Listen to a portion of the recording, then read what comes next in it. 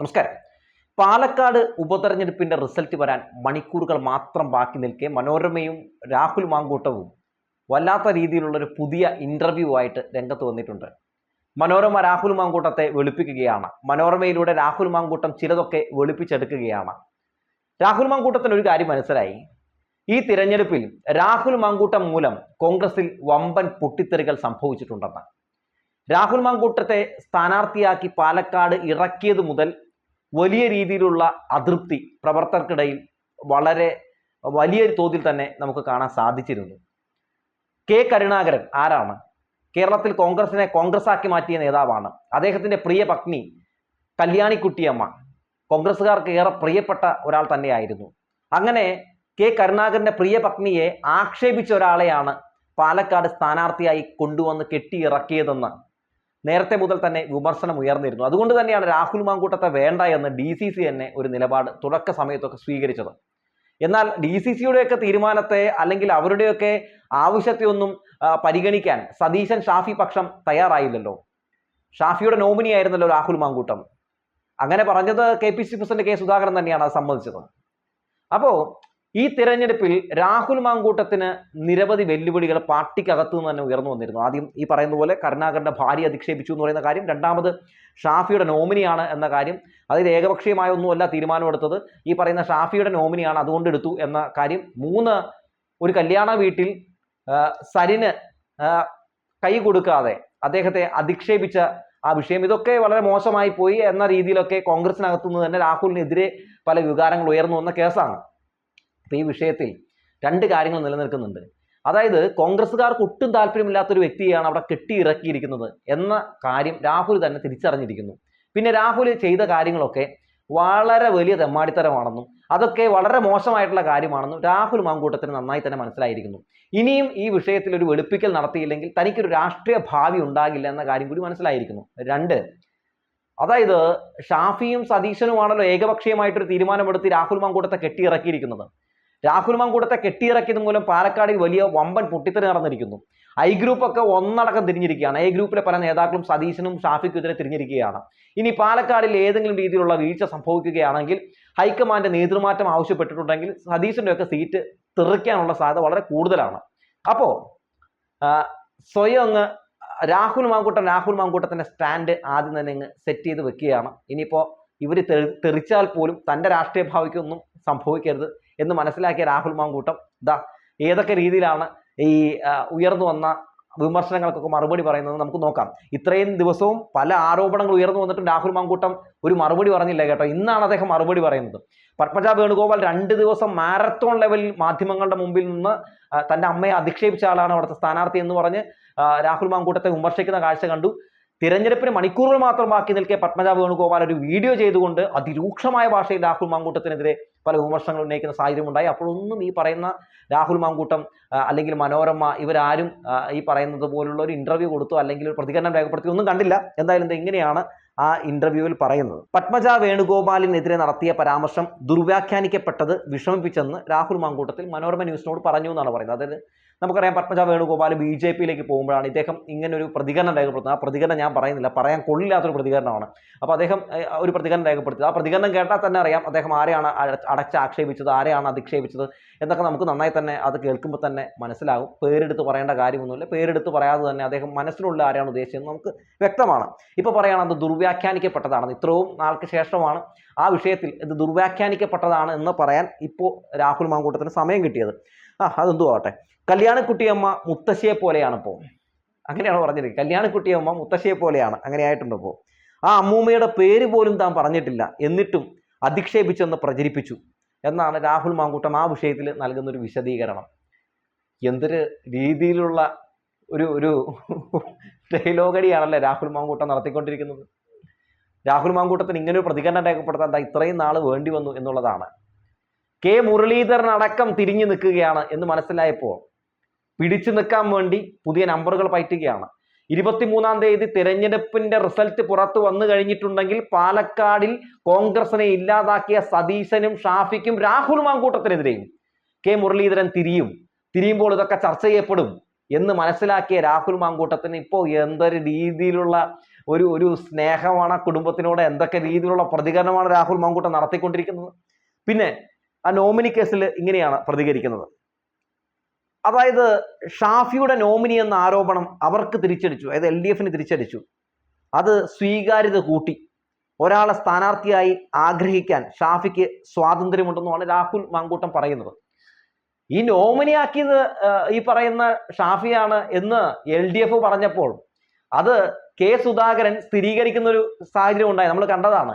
അവിടെ എന്താണ് സത്യത്തിൽ കോൺഗ്രസിന് സംഭവിച്ചത്? അതായത് കോൺഗ്രസിൽ നിന്ന് ഇറങ്ങിയ സരിൻ, അതുപോലെ തന്നെ ഷാനിബ്, നസീഫ്, കൃഷ്ണകുമാരി, അങ്ങനെ അടക്കം കോൺഗ്രസിൽ നിന്ന് ഇറങ്ങിയ നേതാക്കളൊക്കെ പറഞ്ഞത് ശരിയാണ് എന്ന് തെളിയിക്കുന്ന സാഹചര്യമല്ലേ ഉണ്ടായത്. അതായത് കൂട്ടമായി അല്ലെങ്കിൽ കൂട്ടായി തീരുമാനിച്ച ഒരു സ്ഥാനാർത്ഥിയല്ല രാഹുൽ മാങ്കൂട്ടം എന്ന് പറഞ്ഞത് ശരിവെക്കുന്ന കാഴ്ചയല്ലേ സുധാകരന്റെ പ്രതികരണത്തിലൂടെ, അതായത് KPCC അധ്യക്ഷന്റെ പ്രതികരണത്തിലൂടെ പുറത്തു വന്നത്. അത് കോൺഗ്രസിന് ക്ഷീണമാണ് ചെയ്തത്. അതായത് ഏകപക്ഷീയമായാണ് തീരുമാനമെടുത്തത് എന്ന കാര്യം അവിടെ വ്യക്തമായി. അതുപോലെ തന്നെ ഐക്യവും ജനാധിപത്യവും ഇല്ലാത്തൊരു മുന്നണിയായി ഐക്യ ജനാധിപത്യ മുന്നണി മാറി എന്ന് അവർ ഉന്നയിച്ച ആരോപണം ശരിവെക്കുന്ന സാഹചര്യം ഉണ്ടായി. അത് രാഹുൽ മാങ്കൂട്ടത്തിന് വലിയ ദോഷമാണ് ചെയ്തിരിക്കുന്നത്. അപ്പൊ രാഹുൽ മാങ്കൂട്ടം ഇങ്ങനെ ഇവിടെ പറഞ്ഞിരിക്കുന്നതിന് ഒരു കാരണമുണ്ട്. അതായത് ഈ തെരഞ്ഞെടുപ്പിൽ എന്തെങ്കിലും അടിപതറിയാൽ, എന്തെങ്കിലും രീതിയിലുള്ള പരാജയം സംഭവിച്ചാൽ പിടിച്ചു നിൽക്കാനുള്ള ഒരു വഴിയാണ്, അങ്ങനെയൊന്നുമല്ല വോട്ട് പോയിരിക്കുന്നത് എന്ന് പറഞ്ഞു വെക്കുകയാണ്. ഷാഫിക്കും സതീഷിനുമെതിരെ ഉയർന്നു വരാൻ സാധ്യതയുള്ള വിമർശനങ്ങൾക്ക് നേരത്തെ തന്നെ തടയിട്ട് വെക്കാൻ ശ്രമം നടത്തുകയാണ് രാഹുൽ മാങ്കൂട്ടം. അടുത്തത് ഇങ്ങനെയാണ് പറയുന്നത്.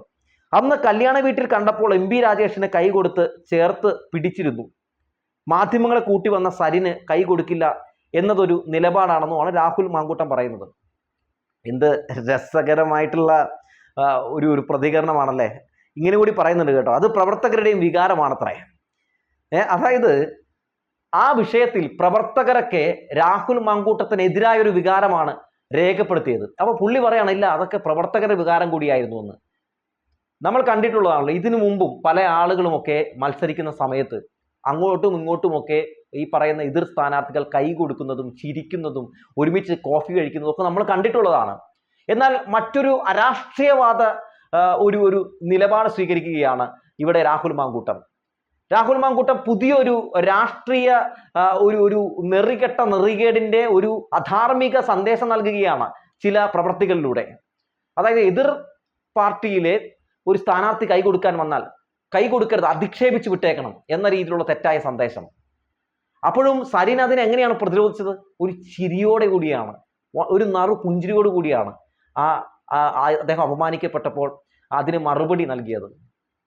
ആ മറുപടി സത്യത്തിൽ രാഹുൽ മാങ്കൂട്ടമൊക്കെ കണ്ട് പഠിക്കേണ്ടതാണ്. കോൺഗ്രസ്സുകാരൊക്കെ പറഞ്ഞത് സരിനെ കണ്ട് പഠിക്കുക എന്നാണ് രാഹുൽ മാങ്കൂട്ടത്തിനോട് പറഞ്ഞത്.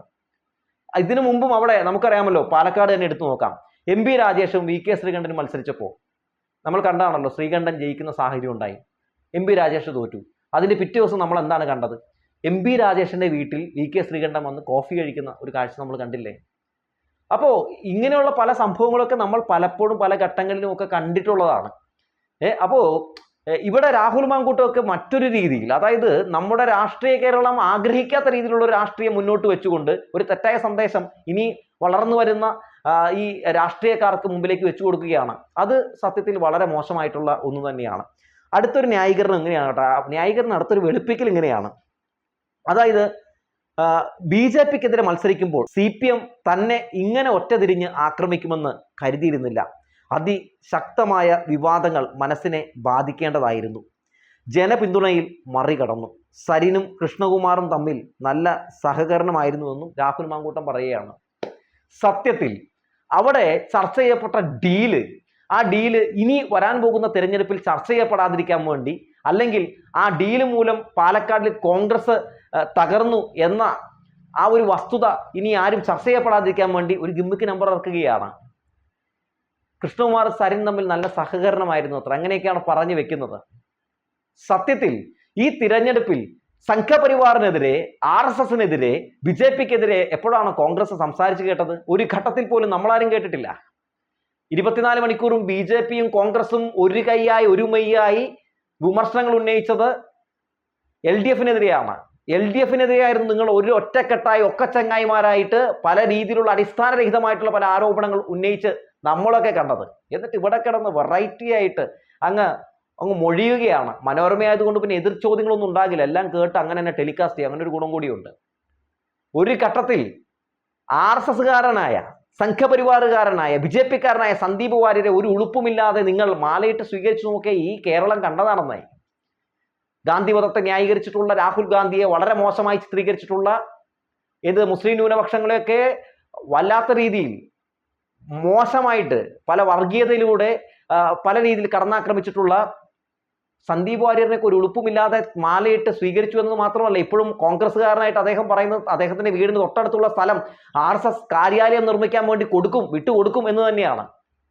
അങ്ങനെ ഒക്കെ നല്ല രീതിയിൽ നല്ല ഡീല് നടത്തി മുന്നോട്ട് പോകുന്ന ഈ രാഹുൽ മാങ്കൂട്ടവും സംഘവും ഒക്കെ ഇവിടെ ഈ ഇലക്ഷനിൽ CPM-ഉം BJP-യും തമ്മിൽ നല്ല ഡീലിലായിരുന്നു, നല്ല ബന്ധത്തിലായിരുന്നു എന്നൊക്കെ പറഞ്ഞിട്ടുണ്ടെങ്കിൽ ജനങ്ങൾ അത് വിശ്വസിക്കില്ല. നിങ്ങൾ അത് പറയുന്ന നിങ്ങളെ നോക്കിയിട്ട് പെരും നുണയന്മാരെ എന്ന് വിളിക്കാനാണ് സാധ്യത.